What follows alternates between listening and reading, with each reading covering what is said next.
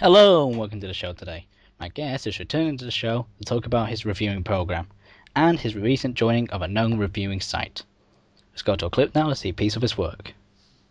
So it randomly cuts to the four talking when a pink Spartan, who I'm assuming is supposed to be a chick or something, turns to look at them. Soldier Boy, being the chivalrous gentleman that he is, punches her in the face. You know, I could make an outdated Chris Brown and Rihanna joke, but I'm better than that. Also notice the bravery of those four guys running away after beating up someone who was standing there doing nothing. So, Panda, would you say they were fighting like men? Obviously not. Of course. Then to celebrate their triumph. Isn't that just great to see, ladies and gentlemen? Ladies and gentlemen, welcome back, Smarty.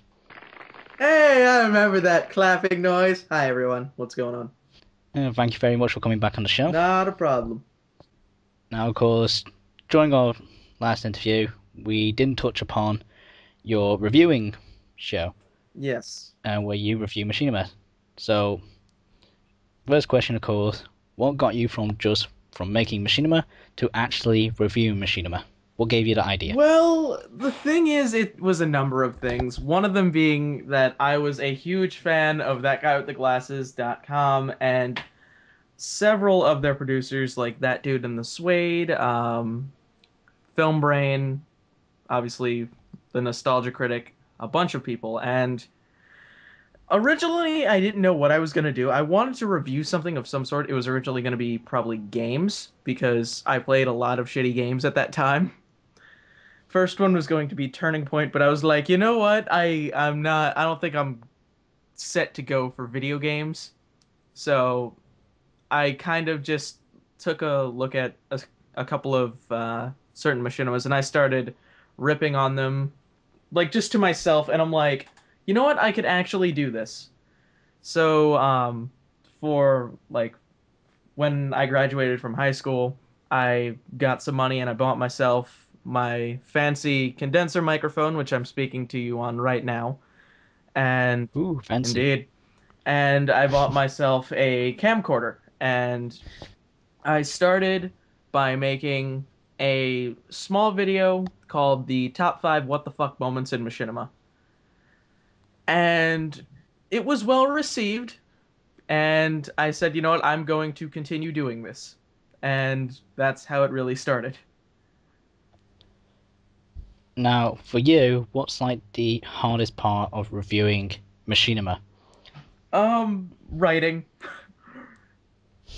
Without a doubt, writing is always the hardest part of any production, because you need to make sure really that you aren't ripping off anyone's jokes or anything like that. So, like, I have to really isolate myself from doing or watching as many reviews, so I don't have to similar jokes.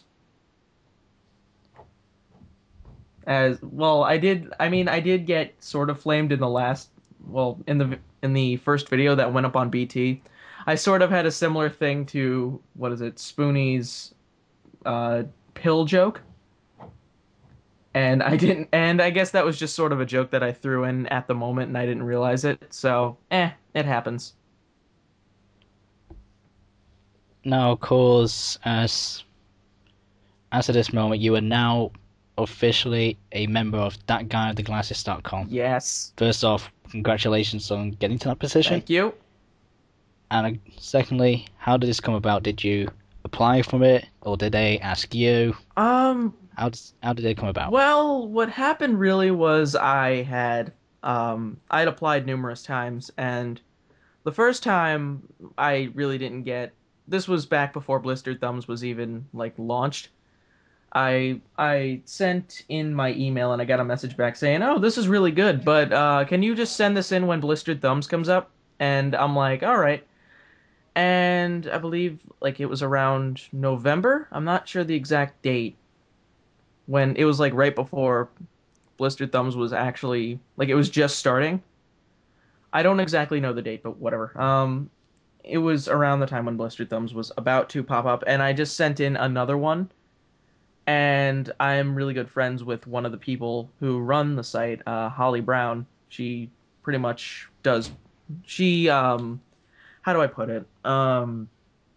She sort of just updates the site and whatnot. So She technically works at Channel Awesome. And what happened was I sent it in, and then maybe like 2 weeks later, I got a message from her saying, can I talk to you? And she called me up, and she was like, guess who got picked up for Blistered Thumbs? And I shit you not, a squee was heard around the world. Oh, so that's what that noise was. I was so goddamn ecstatic. And I'm surprised that I have not, I'm surprised I haven't had a heart attack from, like, meeting Joe or whatever, because I would have probably freaked the fuck out. So you on the website now, you're out there, so what can people expect from you in the future? What have you got sort of laid out? Any hints? Well, a bunch of reviews, I can tell you that. I mean, I mentioned it to you before, but I can give you guys an update on the next review that's going to be coming out. I'm going to be... Now, I'll just put it like this. Now, a lot of critics have their favorite whipping boy, and it seems as to me that apparently John Graham, otherwise known as Digital Fear, is somewhat my whipping boy. I don't mean that, like, John is probably a cool guy. I don't mean to make it seem like that, but yeah. The next thing I'm going to be reviewing is a short of his that I sort of... I would say I have distaste for. I don't like it at all. But I'm gonna be very honest about it and whatnot. I'm going to be reviewing a machinima short by him called Final Moments, and for anyone who has seen it, you know that it is not John Graham's best work because he used a handycam instead of a capture card to capture the footage. And it is not good at all. How he describes it in the description of it is, think REC with like a similar feel to the movie The Descent. No, just no, no. There's one big NO right there. No, I mean I liked The Descent. I liked REC. I do not want to see both of those put together. So no. Fair enough, fair enough. Now, one last question. This is just one I want to know. Now, you got a little side character in your show called Little Cthulhu. Little Cthulhu. Yeah, Little Cthulhu. Where did that come out from? Okay. Yeah. So I wasn't planning out to use this Cthulhu thing that is sitting on my desk right now.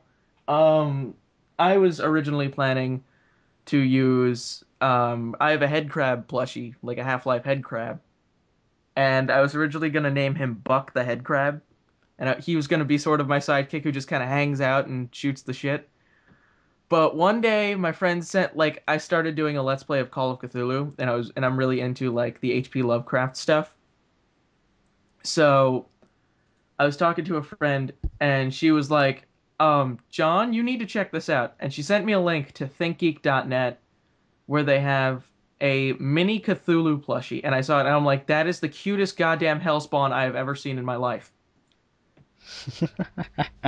And I was like, I'm going to use this in some way, shape, or form. I don't care for what. I'm going to use it. So I picked it up and surprisingly, I thought it was going to be much bigger, but it's like it fits in the palm of my hand. So I was like, if I'm going to use this for something, what am I going to name it? Little Cthulhu. That sticks. I'll just go with that. And yeah, I don't know why I gave him I don't know why I gave him the squeeing voice. Maybe because I wanted to make him like just as adorable as possible, like you wouldn't expect it, but Little Cthulhu. Well, I'm sure your fans love him, and thank you for coming on the show because we are sadly out of time. Oh, I know. Thank you very much for coming back onto the show. no problem. ladies and gentlemen, once again, Smarty. Woo! Bye. And of course, I've been Caboose15. Catch you next time.